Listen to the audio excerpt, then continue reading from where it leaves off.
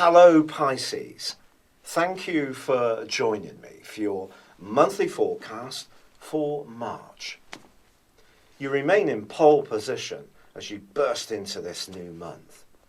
The wonderful solar eclipse which occurred in your zodiac sign alongside your co-ruler of Neptune on the 26th of February is going to continue to resonate out in the most positive of ways for the next 6 months.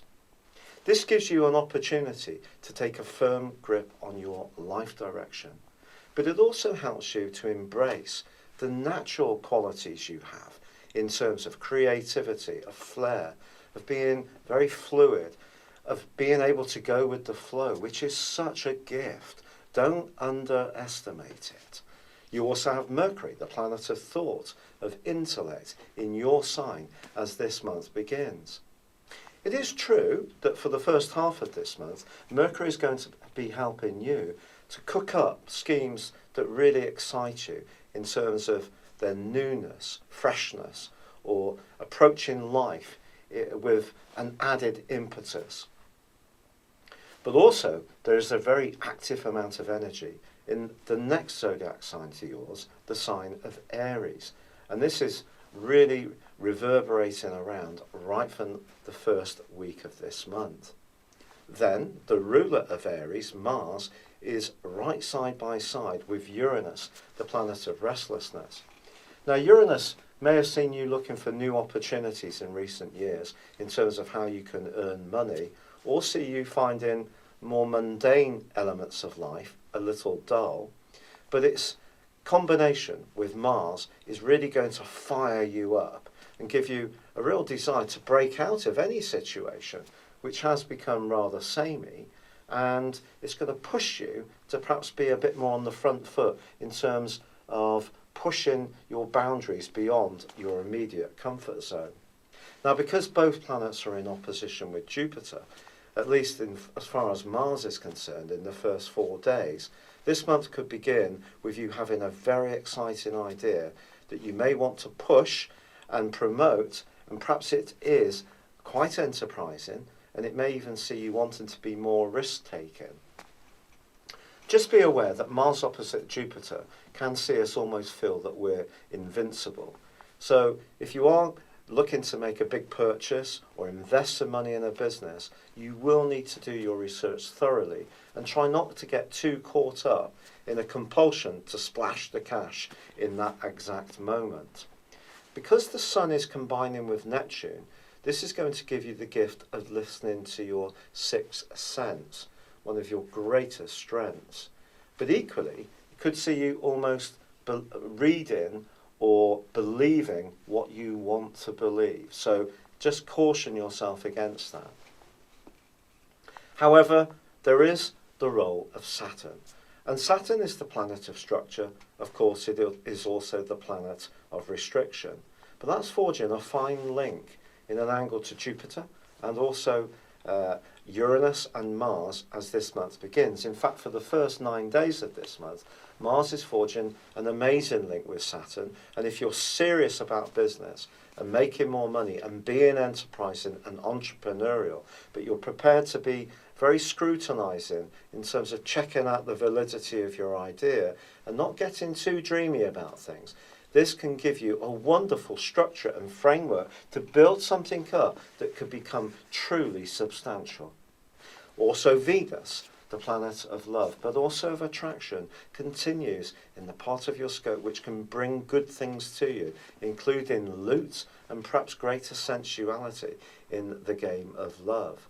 But Venus does retrace her steps from the 4th for the rest of this month in this zodiac sign. And it does caution you to be careful with your resources and also be conscious of what you're eating and drinking. The temptation to go for sugary and calorific, gooey, nice items is going to be very high. So if you set yourself a target around a diet, at the turn of the year, it could be tested this month. However, Mars moves into a terrific new location, a refreshing area for you on the 10th. Then it could see you wanting to get more physically active. It could even see you moving around a lot more, visiting people, going on journeys to interesting places. But also your ideas sector is going to be lit up by this. And if you love discussions or just chatting or having a good gossip or catch up with friends, then the desire to get together with them is going to increase from the 10th. There is, however, a full moon on the 11th in your opposite sign of Virgo. Virgo is earthing you all of the time around your view of life and your relationships. It's asking you to be practical in your approach, whereas, of course, you can see things in lots of changing, imaginative ways. This full moon could test you a little bit.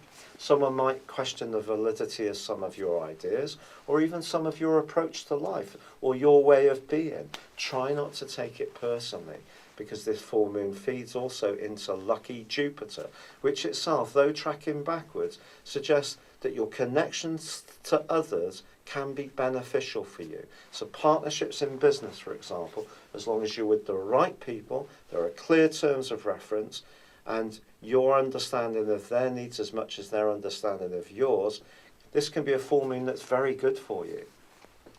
The improvement in your financial situation can come back into focus when Mercury moves out of your sign into Aries on the 14th. This can bring extra sparkle.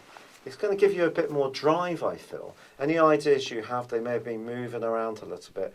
Now Mercury wants to shape them into something solid, and that's a very positive thing.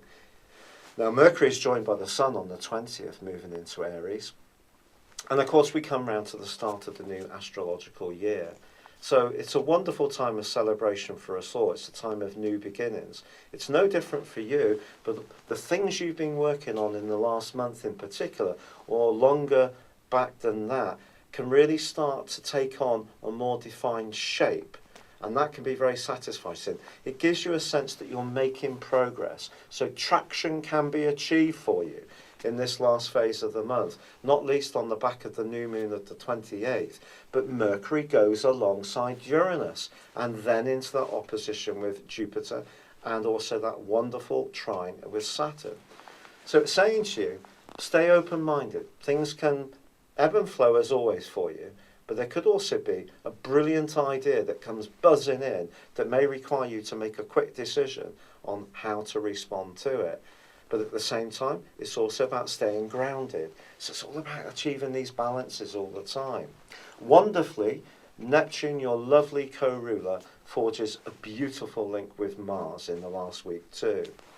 Now this just suggests your ability to get across to other people complex ideas or sweet nothings, whatever's important to you personally, is going to be heightened to a very, very high level as this month comes to a close.